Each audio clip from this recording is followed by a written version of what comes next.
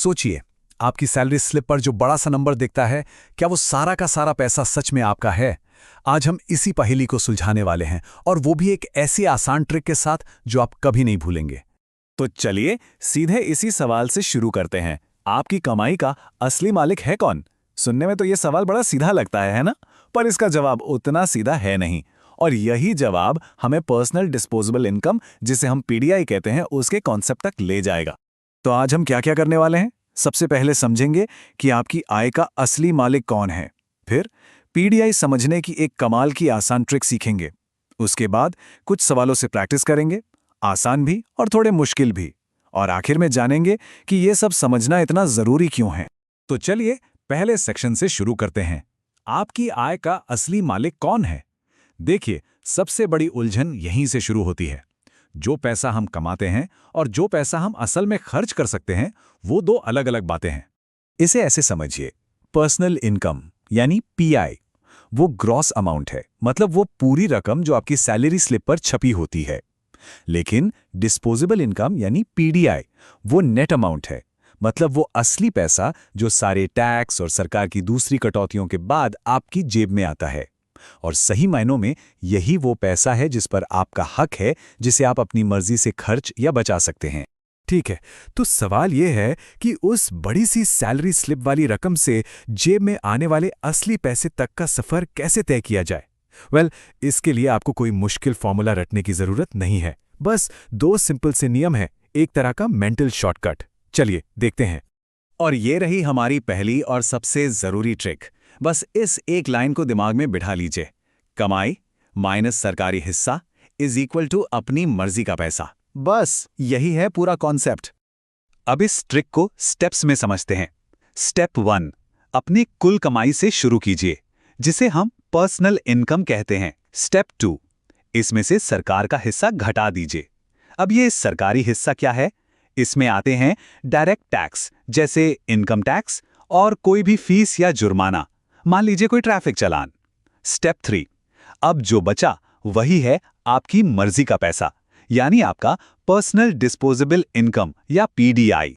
चलो ये तो ठीक है, सरकार को उसका हिस्सा दे दिया और हमारे पास अपनी मर्जी का पैसा भी आ गया। पर अब इस पैसे का होता क्या है? इसका क्या कर सकते हैं? और यहीं पर हमारी दूसरी सिंपल सी ट्रिक काम आती है। देखिए, आपके पीडीआई के यानी उस अपनी मर्जी के पैसे के सिर्फ दो ही रास्ते हो सकते हैं, कोई तीसरा रास्ता है ही नहीं। या तो आप उसे खर्च करेंगे, जिसे हम कंजम्पशन कहते हैं, मतलब अपनी ज़रूरतें पूरी करेंगे, शॉपिंग करेंगे, घूमेंगे फिरेंगे। या फिर आप उसे बचाएंगे, यानी सेविंग करेंगे भविष्य के लिए। तो नियम सीधा है, खर्च करो या जोड़ो। थ्योरी तो बहुत हो गई है ना, अब इसे असल में नंबरों के साथ करके देखते हैं। अब वक्त है कि हमने जो ट्रिक सीखी है उसे एक सीधे साधे सवाल पर लगाकर देखें। तो सवाल यह है, अगर किसी की व्यक्तिगत आय यानी पर्सनल इनकम 60,000 रुपए है, इनकम टैक्स 5,000 रुपए है और एक ट्रैफिक जुर्माना 1,000 का लगा है, तो उसकी पर्सनल डिस्पोजेबल इनकम पीडीआई कितनी होगी? चलिए अपनी ट्रिक लगाते हैं। बहुत आसान है।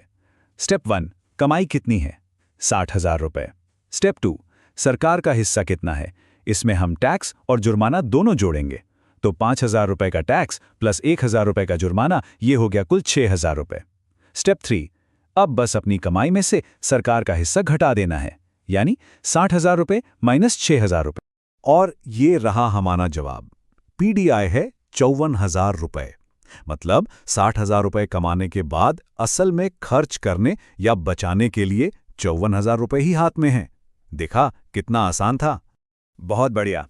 अब जब बेसिक फंडा क्लियर हो गया है, तो क्या आप एक छोटी सी चुनौती के लिए तैयार हैं? अब हम सवाल को थोड़ा घुमाएंगे और देखेंगे कि क्या हम इन ट्रिक्स को और मुश्किल सिचुएशन में भी इस्तेमाल कर सकते हैं। तो ये है हमारी मीडियम चुनौती। इस बार सवाल उल्टा है। अगर उपभोग यानी खर्च 40,000 है, बचत 10,000 है और जो डायरेक्ट टैक्स चुकाया गया वो 2,000 रुपए था, तो बताइए कि उस व्यक्ति की पर्सनल इनकम यानी कुल कमाई कितनी थी? यहां हमें उल्टा सोचना पड़ेगा। याद है हमारी दूसरी ट्रिक, खर्च करो या जोड़ो?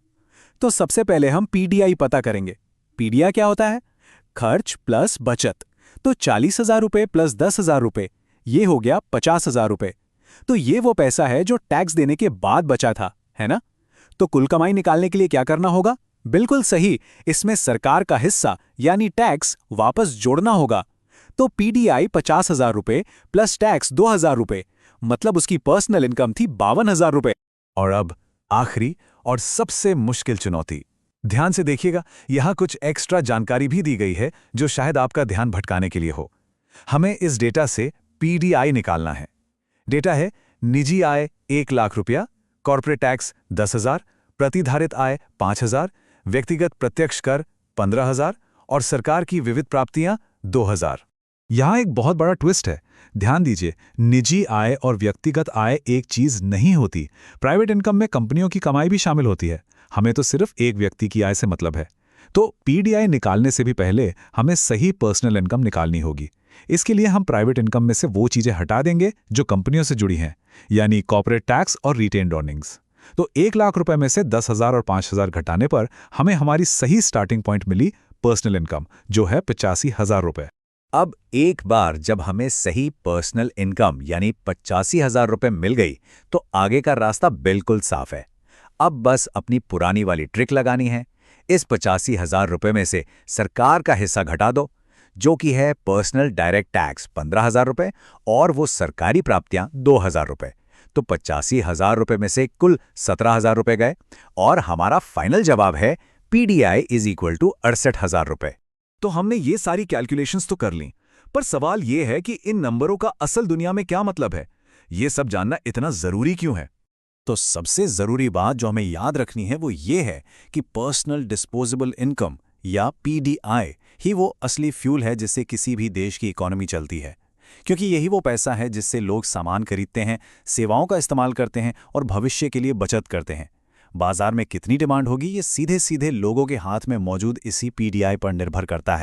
और आखिर में हम आपको एक सवाल के साथ छोड़कर जा रहे हैं जिस पर सोचने से आपको काफ़ी कुछ समझ आएगा। सवाल ये है कि अगर कोई इंसान अपनी कुल कमाई के बजाय अपनी असल डिस्पोजेबल इनकम पर ध्यान देना शुरू कर दे, उसे ट्रैक करना शुरू कर दे, तो ये आदत उसके अपने फाइनेंशियल फैसलों और उसके भविष्य को कैसे बदल सकती है, इस पर सोचिएगा ज़रूर।